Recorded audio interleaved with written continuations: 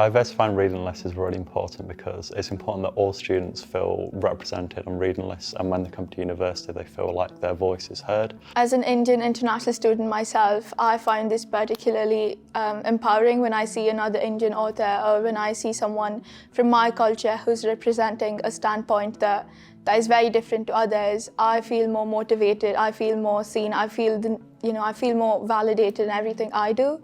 An interesting fact an academic told me recently was that there are only 61 black female academics in the UK. I think especially when combined with the fact that reading lists are predominantly white male, this can lead to the impression that black students feel that they're not represented at university.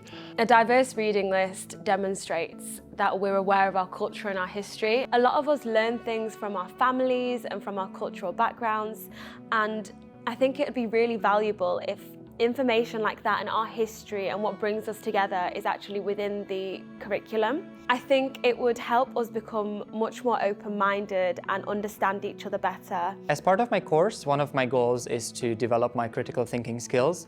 And so I think for me to have access to readings from different authors who come from different contexts is very important, because I study education, and so people from different backgrounds and different countries may view or conceptualize education and childhood differently. And for me to be able to develop my critical thinking skills, it's important to have access to different arguments. It draws from different cultural experiences, different life experiences, different religions, different practices. So it helps us critically build an argument from a holistic perspective and not from a single point of view.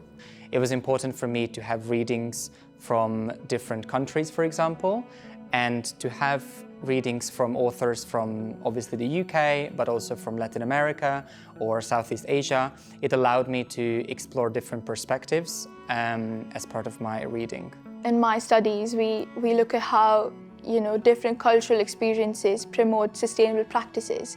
And when we read about all of these diverse cultural experiences, we also learn how communities are sustainable hand in hand. So say for instance, we lose all of the cultural experiences that we can't read about, then we also lose the sustainable practices that they implement. So it's very essential in terms of academic research. One of the projects I did last semester was about looking at the causes of crime. Looking at the problem, the causes of crime from different perspectives. I looked at my country, Saudi Arabia, and the UK, compared the statistics, and I found interesting information about what the actual causes. So this is why academics shouldn't limit themselves to a certain point of view or a certain problem, and they should look wider. So exposure to different reading lists also helps students, researchers, professionals, everyone to build a more global perspective, thrive in a multicultural world where you can connect, empathize, and respect with other people whose lives are very different from our own.